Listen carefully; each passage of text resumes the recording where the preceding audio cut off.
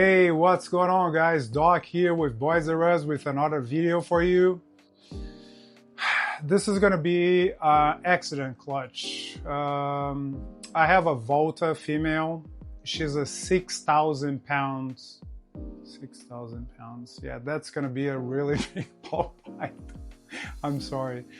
This was a 6,000 gram ball python. I still have her. She wasn't. She still is. Although she lost some weight since she's probably around the 50 to 100 grams right now. She's huge. And she stopped eating for a while. And doesn't matter. I try mice just to get her back into feeding. I try rats and nothing was working. So I had a male, a GHI Leopard Enchi that I put with her just to get a lock and get her back into eating. So they had one lock. By the way, that male was bought as a female, and the seller didn't do anything to help me. So there he goes. But that's fine. I mean, it is what it is. So I put them one time. They had one lock, and she gave me 11 eggs. So that shows you how ball pythons work. Sometimes you put them 10 times in a row and nothing happens. Sometimes you put them once, and there you go. That was all that took. I never had a Volta clutch before. And I don't know exactly how Voltas work. They're much larger, their heads are massive. And I don't know if they work like retics, like the super dwarfs, when you pair like a super dwarf with a mainland, and then you get a 50%. But I definitely got some babies that are much larger than the others as an end result.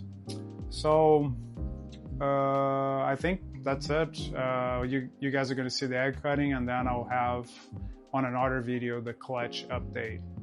So the pairing for this clutch was a male Leopard GHI Enchi het clown, and the female was just a Norma Volta female.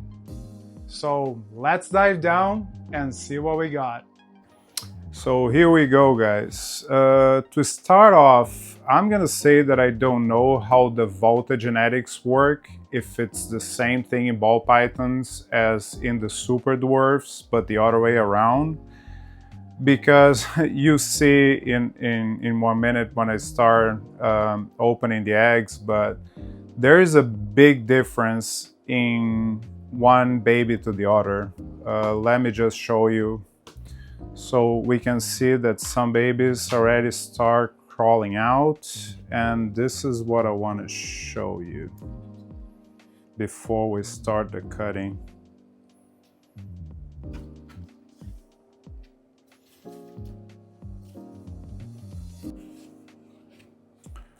So this is a little bit smaller than a regular ball python baby. But guys, look at this. Oh, it's gonna be a little bit tricky. Look at the size difference from the same clutch. I don't know if you guys can see it, but one is basically double to 2.5 the size of the other one. So insane, right? So let's start with the small baby. So this is just a normal pretty baby, and as I stated before, what happened in this clutch was that the female stopped eating, and I just got a male that I had for a very long time, which was GHI Enchi Leo het clown. I sold him a couple of months ago or 3 months ago. And then I just bred because he was a really good breeder, so I bred it to her just for her to start eating. It worked. After one pairing, she starts lambing and she got pregnant. So here we are with 50% het clown babies.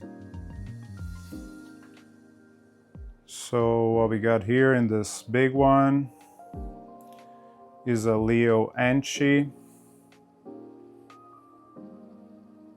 Really big baby, guys. I don't think I hatched, and it's hard to see on the camera, but I don't think I hatched a baby this big. I think I had one clutch with, like a one monarch clutch with babies this big. So let me start getting these eggs out so I don't get lost on my count. So we basically had 11 eggs and 3 slugs, so it was a 14 egg clutch. Let's go to the first egg. As far as I can see already by the darkness, there is a GHI. I don't know if it's a GHI Leo, GHI Enchi, or just GHI by itself. This babe is very big too. It looks like a GHI. Maybe Leo. I'll see when it crawls out of the egg, but it looks to be only GHI to me. Let's see this little boo bag.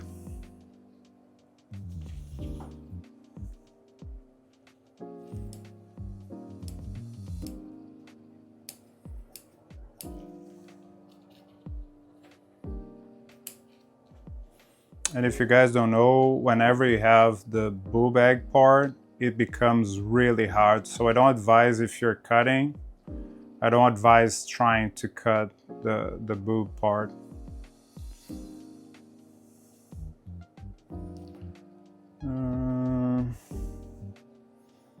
This is looking GHI-ish. Maybe ancient GHI.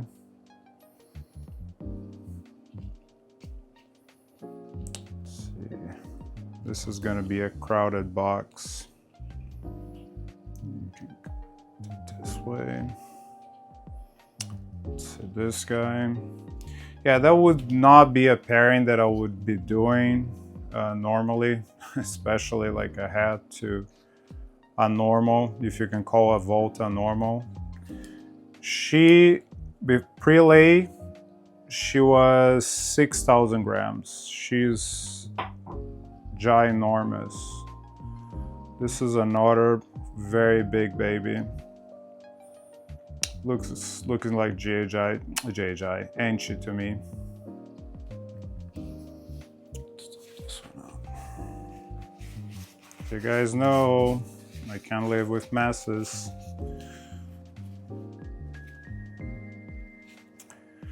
Yeah, but probably I'm gonna be keeping a couple of GHI Leos if I get it.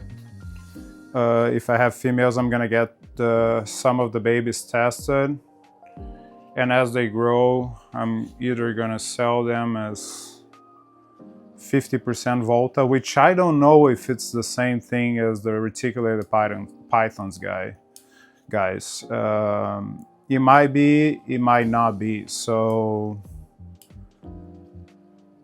it would make sense that you get a 50% genetics and then they're not grow as big, but I don't know. So this is looking like Enchi. This is not as big as some of the other ones. So this guy that started peeping already. So I'll see. Monarchs, they usually run very big. My monarch male is probably 2,500 grams. So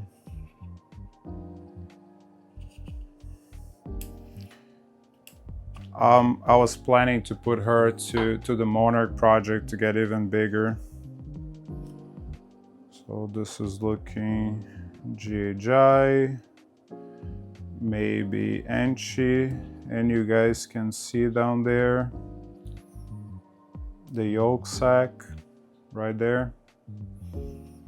If you leave them be, they should be fine. They're gonna reabsorb that in probably the next 2 days. Let's go to the next one. So that's what happens. Sometimes you keep 1 year ultrasounding females, pairing for multiple months, follicles developing, and then they reabsorb, multiple locks, and you get these, which was 1 lock only. Another GHI. This is looking GHI Enchi. You can see a lot of banding, but I'm not 100% sure. As you guys know, I like to wait when they come out so I can take a proper look at them and then better determine. And depending on the genetics, I even wait for a few sheds before I can determine. And even then, sometimes when you mix a lot of genes, you cannot tell. That's why we use genetic testing. And I always use Charlie from shedtesting.com. This is looking like Leopard, maybe Enchi. I don't think Enchi, but it could be.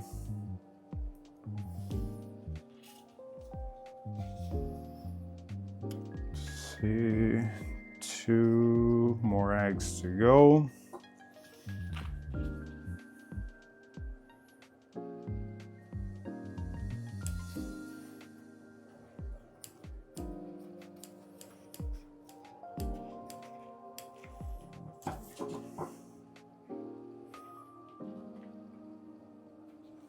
This is looking like another GHI,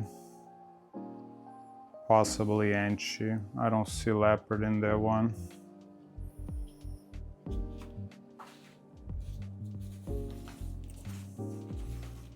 Yeah, we got a lot of GHIs, which is good because that's what I was looking for.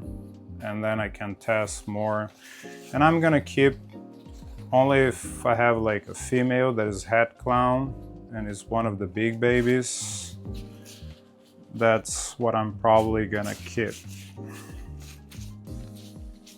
to further the Monarch project. And 1 baby should be enough. Wow, this one is packed, guys. I don't even know how this baby has not come out yet.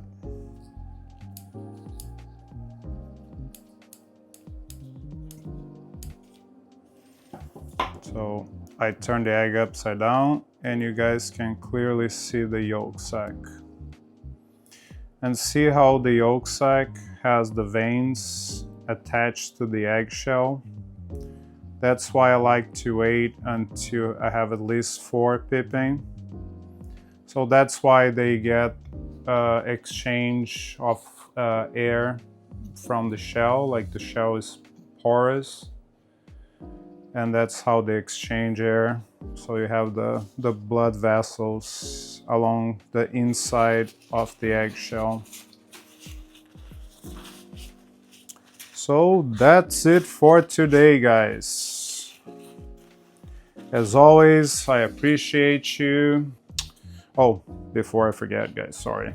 Let me give you a glance of the whole clutch. Guys, this Enchi Leopard is a giant. I'm telling you. It's probably already close to 100 grams. So thank you again for being a subscriber, to like the videos, to comment the videos. And as always, I'll see you on the next one. Bye.